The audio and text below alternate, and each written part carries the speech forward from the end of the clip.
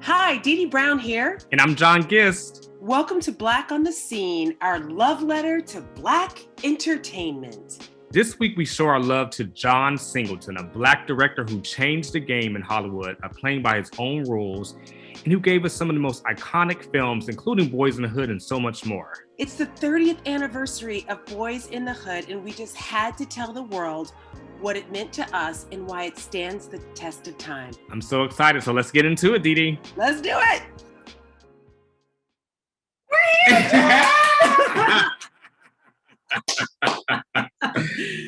Oh gosh. Hey, Dee Dee Brown. Hey, John Gist. We're here together. Oh my gosh, it's been too long, over a year and a half. Yeah. Holy smokes. But we're here. We're here A for whole the year and a half has passed, and now we have a podcast. first in-person edition of Black on the Scene. Cheers. Cheers. Oh my God. Mm. First, what are we drinking? This is a margarita wine concoction. Margarita wine concoction with a little added tequila. Tequila, a little extra shot of tequila. So, and some juice for me. There's no telling what we might say on this podcast. Correct. So what are we talking about today, which I'm excited about? We are talking about first how good it feels to be back in person again with each other. Even though we talk all the time, there's nothing like seeing you in the flesh, especially in this helmet-laying sweatshirt. That's one of my favorites. We are just overjoyed to be together and a little tired from yesterday. Yesterday was fun. It was so fun. We did a little photo shoot. Some marketing for our lovely podcast, yes. And do we have a new respect for talent we that do. we try to pressure into? It was a lot. Dee Dee had plans of doing 4 outfits, and we got to 2. I'm like, I'm done. It was so fun. 8 hours later. 8 hours later, and only 2 outfits. Oh my God. So we're going to be super excited to share those photos and video. My sister Tamarisk did the photography, and her business partner did the BTS. And oh my gosh, we did our own styling. We did do our own styling. I'm excited for the final. They're going to be so cute. It was so fun. But we're going to talk about today one of the most iconic black films that really has stood the test of time. Yeah, made its mark, was groundbreaking, changed the game, opened the doors up for so many of the casts. Holy! I mean, it was a thing in 1991. The 30th anniversary of Boyz n the Hood. Boyz n the Hood. From the iconic and legendary director John Singleton, R.I.P., rest in power, King. You changed the game. You opened so many doors. And first, we salute you and we thank you and everybody involved with this film. John, 1991, where were you? I was going to say, where were we at in 1991? I mean, you were first, John. I was in elementary school, definitely. Oddly, me too. I think I was probably like, first grade, second grade, somewhere around there. Okay, it was not elementary school. I'm not good at math, but definitely in my early years of elementary school. Hilarious. It was not an elementary school. Where were you, Dee? I was in college at the University of Alabama. This movie came out the summer of, I think I was going into sort of my last semester of my senior year because I graduated in like December of 92. Wow. Yes, y'all do the math and you can figure it out. I'll never be able to lie about my age. So let me ask you a question. So did you go see it? Because for me, when I saw Boyz, I saw it as I got older. I was going to say, you weren't seeing that now. Yeah, I wasn't seeing that. No, there just wasn't a lot of Black content back then in general. Mm-hmm. And so when something like this came out, you flocked to it. You went to see it and you were I remember, I think I went with a few of my college friends. And though it was a very different experience, how I grew up in the South, I still related to these characters. And I think this is the thing about, you know, the saying, the more niche something is, then the more relatable it is to everyone. And at its core, it's a coming of age story about choices, discovery, you know, I mean, also survival, love. The idea of a Black father and their Black son and masculinity, and I think also was a big thing. And I know for me, when I watched it, and I feel like I kind of came across it maybe like 8 years from that point. Like I know it was probably like in middle school. I feel like when I actually like actually watching it and also like understanding it in a way and it kind of having an effect on me. And I remember I watched it with my dad, and because he had already seen it, we watched it on television too. So I remember it was definitely, if A, it felt shorter, and B, I was like, well, I don't know, it just wasn't as violent because it was like on like TNT or something. Like it was like an edited version of it. And I remember I was like, I want to watch this again. And ironically, he had a VHS of it. So we watched it on VHS. It was like a completely different experience watching it.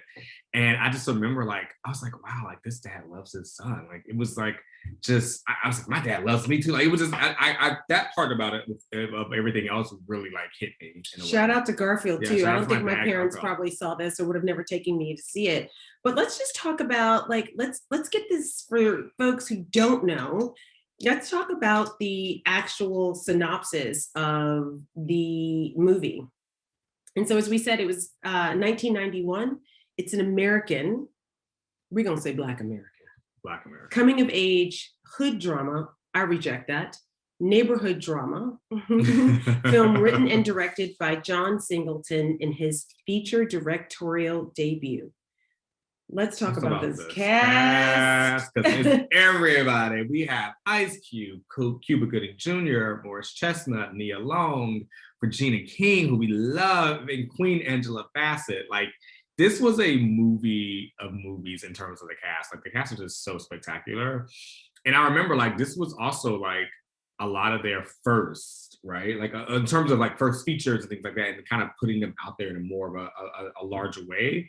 Like Regina obviously came from television, and I know Morris had done a few television things as well. But like from a film perspective, this was like really their first roles, and they went in. Like it was so emotional for everyone's perspective. I feel like it completely was, and if you really, I mean, aside from it, the cast, again, it's John's first, yeah. So he wrote this as a like a thesis. A thesis, yeah.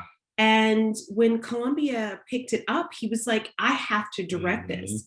And just think about having the confidence in yourself at that age to know that you are uniquely positioned to tell your own story, because he certainly could have been like, all right, I just want to get it made. But he was like, no, I have to be the one to direct this movie. Yeah. And what it did for, I mean, I think what it did for the community, even opening up a conversation, giving people a window into that space, that community of the, you know, I'm putting this in quotation mark, inner city, where, you know, even today, 30 years later, a lot of our sisters and brothers are still experiencing a lot of the issues that John and the cast reflect in this movie.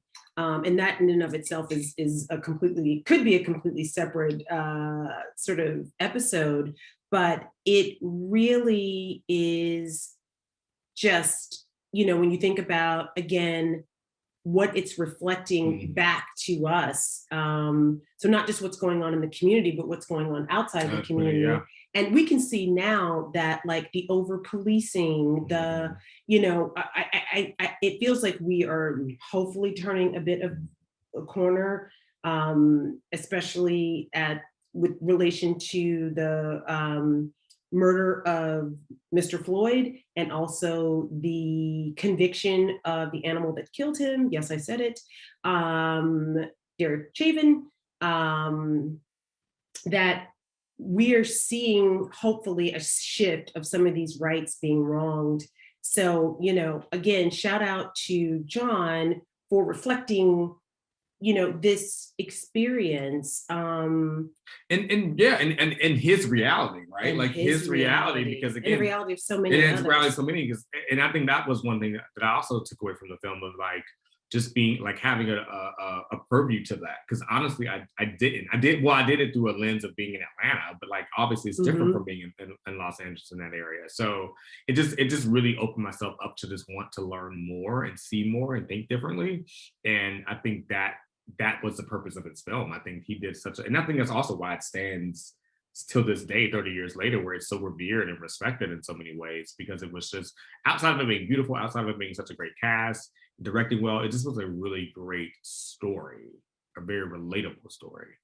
I mean, and it also received quite a bit of, critical acclaim. Not that we're, necessarily doing it was a box office hit. I mean, it made money, especially based off of such a low budget. I think the budget was around like $6. Yeah, it was made for $6.5 million, which, when you think about how much it costs, like a cheap movie is like $25 now, and it made domestically $57.5 million. So he was able to do that with next to nothing of a budget. And I'm sure there are so many like untold stories about him culling this production together and the folks that worked on it behind the scene. And there's some really great articles and shout outs to this movie that are out there right now. We will definitely link to the show notes for you guys to take a look at it. But if nothing else, please rent the movie and also check out the amazing soundtrack. There's some great folks on the soundtrack. Of course, Ice Cube did his thing. Yeah. And ironically, John, when we were doing our research for this, we found out that like Columbia Pictures, which distributed the movie, didn't even know that Ice Cube, Doughboy in the movie, was a member of NWA. We're like, artist, yeah. Meanwhile, this was pre-internet and pre-Google, so I can imagine there probably weren't a lot of Black and brown executives at the time. Probably not. Do you think there was one of us there? No. Maybe. Well, maybe one. Maybe. We should find out who that might be. But that's hilarious. So definitely check this movie out. I hope that when you see it with fresh eyes, that it illuminates some other things to you. Like, it's funny when you do watch things again, watching it from the perspective that we are now versus, my 21-year-old self. It's so different. It's completely different. And then you just have an even bigger sense of respect and more reverence for, of course, John, Nia, oh my gosh, Morris, Ice Cube, Lawrence Fishburne, Angela Bassett, and of course the Queen, the other Queen, Regina King. And by the way, Yo-Yo was in this as well, like an iconic female rapper. So we just want to raise a glass again to Boyz n the Hood and everything that it brought us to lift up Black culture, to shine a light on things our brothers and sisters are going through from a societal standpoint, and to put these wonderful people on our map and look at the amazing things that they're doing now. Yes. Thank you very much for joining us for this episode of Black on the Scene. See you next time. Hi, John Gist here. And Dee Dee Brown. We hope you enjoyed episode 6 of Black on the Scene. Shout out to Boyz n the Hood and John Singleton. Please share your love letter in the comments about John, Boyz n the Hood, and any of his iconic content. We'll see you back next week for another Black on the Scene episode. Please remember to subscribe, leave us a rating, and follow us on all social media at BLK On The Scene.